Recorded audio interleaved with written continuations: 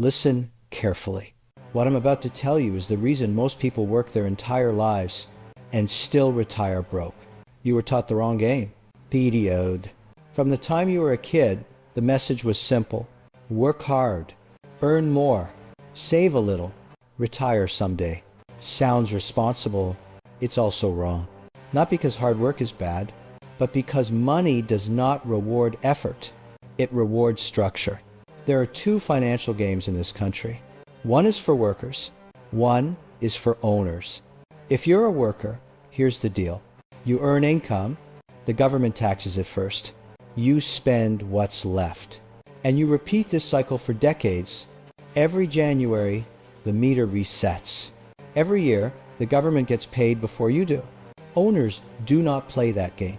Owners don't wake up asking, how do I earn more money? They ask a better question. How do I avoid triggering taxes? Because here's the rule nobody teaches. Selling is a taxable event. Sell a stock. Taxed. Sell real estate. Taxed. Sell a business. Taxed. Every time you sell, the government takes a cut, and your wealth resets. You feel like you won, but the referee stepped in, took a slice, and sent you back to the starting line. That's why most people feel stuck. They think the goal is to cash out. Cash out is for amateurs. Real wealth is not built by selling assets. It's built by keeping assets alive. And this is where the mindset shifts. Here's the rule owners understand. Borrowed money is not income. Say it again. Borrowed money is not income. And because it's not income, it is not taxed. Workers fear debt. Owners fear taxes. Debt is a tool. Taxes end the game. Once you understand that, you realize something uncomfortable. You weren't losing because you weren't smart enough. You were losing because you were playing the wrong game. And in the next part, I'm going to show you the exact trap where most people think they're winning and accidentally destroy years of progress. Now let me show you the trap. This is the moment people think they're being smart. They're not. Simple example. You buy a property for $400,000. You put 20% down. You get a mortgage. Tenants help pay it off.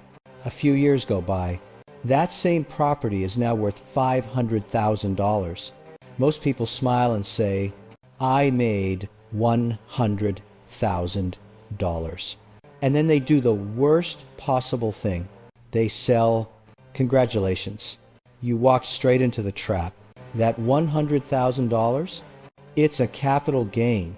Capital gains are taxed 15%, sometimes 20%. Add state tax and fees. So your win is now $80,000 or $85,000. But here's the part nobody focuses on. You didn't just pay tax. You killed the asset. You kept one egg and slaughtered the goose. That property was still producing cash, still appreciating, still throwing off deductions. Now it's gone. Your wealth didn't slow down. It reset. This is the treadmill. Win. Pay the government. Start over. And people wonder why they never get ahead. Here's the difference you must understand. Workers think in profits. Owners think in machines. Workers ask, how much did I make? Owners ask, is the machine still running? Because once the machine is gone, compounding stops.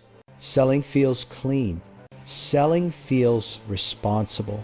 Selling feels final. That's exactly why it's dangerous. Selling is permanent. Once you sell, the deductions are gone. The appreciation is gone. And the tax bill is locked in. That's why owners hate selling. Not because they're cheap, because selling ends the game. So owners ask a different question. How do I access the value without killing the asset? That question changes everything. It leads to a move most people never consider. A move that feels counterintuitive.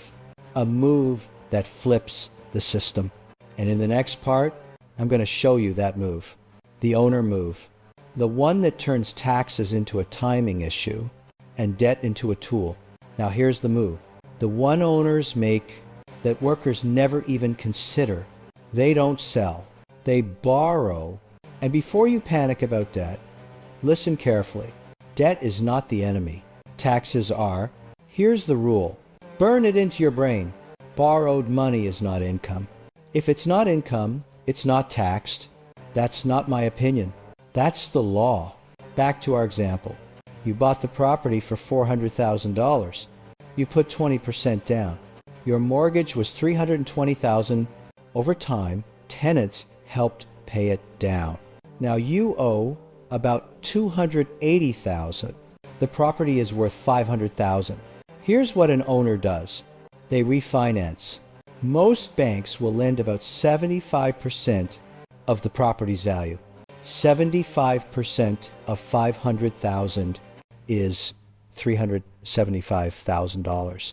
You pay off the old loan and you walk away with $95,000. Pause right there.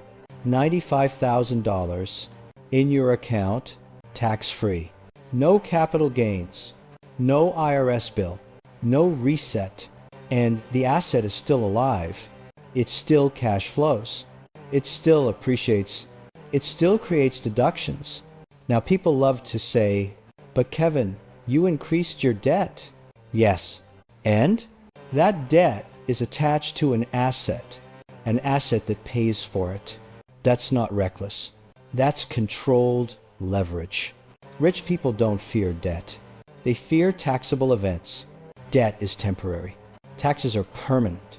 Here's where compounding turns unfair. You take that $95,000 and buy another asset. That asset grows. When it grows enough, you borrow against that one too. Boy, grow, borrow, repeat. No selling, no reset. This is why you hear about wealthy founders taking tiny salaries. They don't need income. They own assets. They borrow against those assets and live on non-taxable liquidity, while compounding runs quietly in the background. And when they die, their heirs receive a step up in basis, decades of gains erased for tax purposes. That's how the snowball jumps generations. This is called borrow until you die. It sounds aggressive. It sounds unfair. It's neither. It's the system. The real question now is simple. How does a normal person get access to this game? That's next. Now this is where most people lean forward. They say, Kevin, this works for billionaires. What about regular people? People with a salary? Good question. For a long time, this game was locked. If you didn't own a business or a massive stock portfolio, you were stuck. Real estate changed that. Real estate is the only asset that gives you 4 advantages at the same time: cash flow, leverage, appreciation, tax advantages. And when you understand the tax side, this is where the door opens. Let's talk about the real problem first. If you earn a salary, your biggest expense is not rent. It's not your mortgage. It's not your car. It's taxes. Make $100,000 and roughly $20,000 disappears before you even touch your money. That's months of your life. Owners don't accept that. They redirect it. Here's how. Short-term rentals. And I need to be precise. If you materially participate in managing a short-term rental, the IRS treats it like a business. That changes everything, because now losses from that property can offset your salary income. And these are not cash losses. They're paper losses. Let's do the math. You earn $100,000. Normally, you owe about $20,000 in tax. You buy a short-term rental for $500,000. You accelerate depreciation. You use bonus depreciation. In year 1, you can create roughly $125,000 in paper losses. What happens? Your taxable income drops to 0. Your tax bill? Gone. Let me be clear. The tax didn't vanish. It was deferred. Think of it like this. The government just gave you an interest-free loan. Now ask the right question. What do you do with the $20,000 you didn't send to the IRS? Workers spend it. Owners deploy it. Down payments. Renovations. The next asset. And remember, the first property is still alive. It still cash flows. It still appreciates. It's still building equity. Now the machine feeds itself. Cash flow builds equity. Equity unlocks borrowing. Borrowing buys assets. Assets create deductions. This is the access point. But listen carefully. This is not magic. This is not easy money. If you over-leverage, ignore cash flow, or chase returns, you will blow yourself up. This strategy rewards discipline. It punishes ego, and in the final part, I'm going to show you the full machine in one clean loop and give you the warning that keeps people alive in this game. Now let's close the loop, because if you followed this so far, you can see the machine clearly. Here it is. No fluff. Cash flow builds equity. Equity unlocks borrowing. Borrowed money is not income. So it is not taxed that borrowed capital buys more assets.